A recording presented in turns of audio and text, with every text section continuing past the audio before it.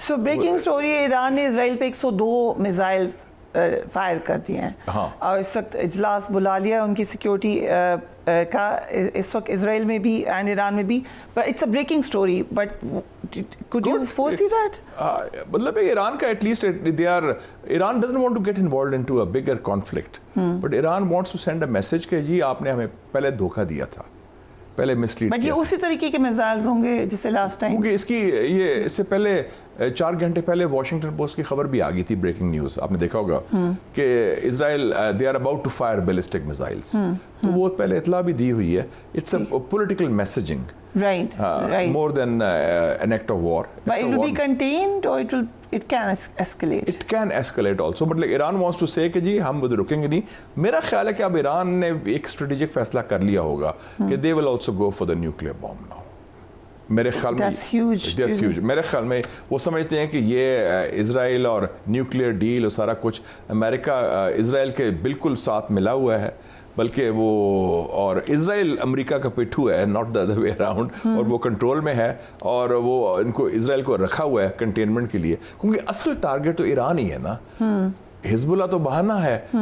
2 countries تھی جو کر سکتی تھی اس کو ریزسٹ اسرائیل کو، ایک عراق انڈر صدام حسین، اس کو تو فارغ کر دیا، اور دوسرا ایران ہے. ایک عراق تھا انڈر صدام حسین اور ایک ایران. تو ایران نے یہ میسج بیسکلی یہ دیا ہے، اور یہ So you will not be surprised کہ یہ نیوکلیئر کی طرف چلا جائے تو نہیں، لیکن نیوکلیئر نہیں کہ نیوکلیئر بام بنانے کا فیصلہ کیا، ناٹ نیوکلیئر وار، پر نیوکلیئر بام کہ نیوکلیئر ویپنز پروگرام جو پہلے کہا تھا نا کہ ایران نے روک دیا. میرے خیال میں اب they'll go for that، کیونکہ وہ سمجھتے ہیں کہ یہ اسرائیل جو ہے بالکل ہی ایک ایکسپینشنسٹ، ایک غنڈہ گردی کی طرف آ گیا ہے، بدماشی کی طرف آ گیا ہے. تو اس کو اگر کنٹین کرنا ہے تو we should have the nuclear deterrent جو اسرائیل کے پاس ہے.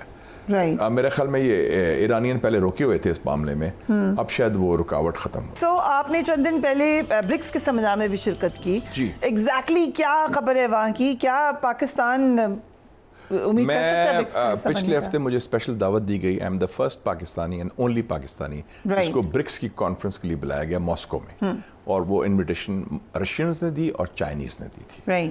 اس میں انڈیا کے لوگ بھی تھے کیونکہ انڈیا ممبر ہے، اس میں یہ ساؤتھ افریقہ، برازیل اور یو اے ای بھی تھا، یس وہ بھی، ایجپٹ بھی تھا کیونکہ وہ بھی آگے ہے، اور دے بڑی وارملی ایران بھی تھا. اور میں نے کی نوٹ اسپیچ کی، اور بلکہ میں نے 3D کا تھیسس دیا کہ فیوچر کی یہ ہونا چاہیے. میں نے کہا کہ ڈیموکریٹائزیشن آف انٹرنیشنل ریلیشنز، کہ یہ ایک سپر پاور کی بالادستی کا خاتمہ کریں، یہ ملٹی پولر ورلڈ ہے. دوسرا میں نے کہا D militarisation of international relations, کہ یہ جو ہے ایشین نیٹو، آکس، کوآڈ، یہ جو امریکہ نیو کولڈ وار تیار کر رہا ہے، اس کی مخالفت کی جائے. اور تیسرا میں نے کہا ڈی ڈالرائزیشن. 193 ملک ہیں ممبرز UN کے، 68 نے کہا ہے کہ ہم تجارت کریں گے ڈالرز کے علاوہ، RMB میں، روبل میں، روپیز میں، ریال میں، رینڈ میں، جو باقی کرنسیز ہیں. تو یہ بہت بڑی ایک متبادل عالمی نظام کا بنیاد رکھی جا رہی ہے.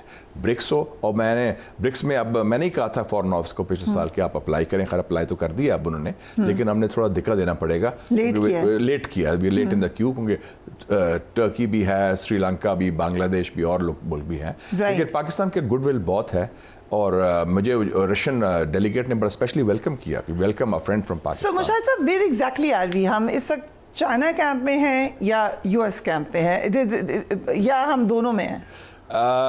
وی try to mix our drinks, وہ کامیاب نہیں ہوتے دونوں کی طرف، کیونکہ ہمارے ہاں کچھ لوگوں کا ہے لو افیئر اور رومانس پرانا امریکہ کے ساتھ. وہ رومانس آؤٹ ڈیٹڈ ہے. امریکہ کو آپ کو دینے کو کچھ نہیں ہے، صرف امریکہ، ہم یہ چاہتے ہیں کہ امریکہ ہمیں نقصان نہ پہنچائے. IMF اینڈ ورلڈ بینک ان کی لیور، آپ کو وہ اور کوئی آپ کو ملٹری اکوپمنٹ نہیں دیتا. اور امریکہ نے 2 فیصلے بڑے کلیئر کیے ہیں نیشنل سیکورٹی اسٹریٹجی کے. ایک، ہندوستان ان کا مین اسٹریٹجک پارٹنر ہے، جس طرح اسرائیل ان کا اسٹریٹجک پارٹنر ہے مشرقی وسطیٰ میں، جنوبی ایشیا میں انڈیا ہے. اور یاد رہے کہ انڈیا کو پورا ہول ہارٹڈ امریکن سپورٹ ہوگی جس طرح اسرائیل کو ہے. اور دوسرا ان کا ہے کہ چائنا ان کا مین حریف ہے. آپ نے ٹویٹ بھی کی اس میں، جو انہوں نے پیسے لگائے ہیں، اور ابھی $1 ارب 60 کروڑ کا بل پاس کیا، جس کے تحت اگلے 5 سال کے لیے چین کے خلاف ڈس انفارمیشن، انفارمیشن وارفیئر اور میڈیا کو. یہ امریکن لا پاس ہوا ہے کہ $1.6 بلین چین کے خلاف ڈس انفارمیشن کے لیے استعمال ہوں گے اگلے 5 سال کے As if it wasn't already already been there. done. So اس کا مطلب پوری انفارمیشن وارفیئر شروع کر دی انہوں نے چائنا کے خلاف. اس میں سی پیک کے خلاف بھی ہوگی, کل کو سٹوریز آئیں گی سی پیک کے خلاف, اور یہ پروپیگنڈا کریں گے. تو ہمیں بڑا کلیئر ہونا چاہیے کہ who are our friends, who are our enemies. اب میرے خیال اسٹریٹجک کلیئرٹی ہونی چاہیے. پہلے ہماری تھی کہ جی ہندوستان سے یہ کرو, اسرائیل سے بھی یہ کرو, وہ امریکہ کو خوش نہ کرنے کے لیے.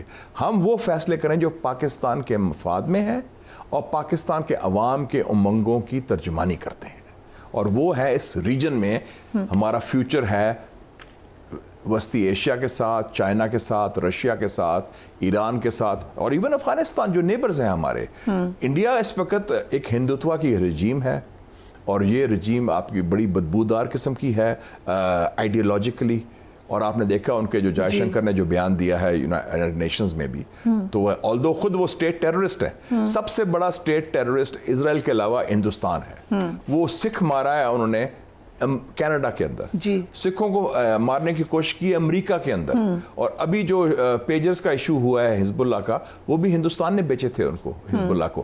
تو اور آگے آپ کو یاد ہوگا کہ قطر نے پچھلے ہفتے مہینے وہ 8 انڈین کے سزائے موت کر دی تھی کہ دے آر اسرائیلی ایجنٹس. تو اس وقت ہندوستان اور اسرائیل کی گٹھ جوڑ بڑا قریبی ہے.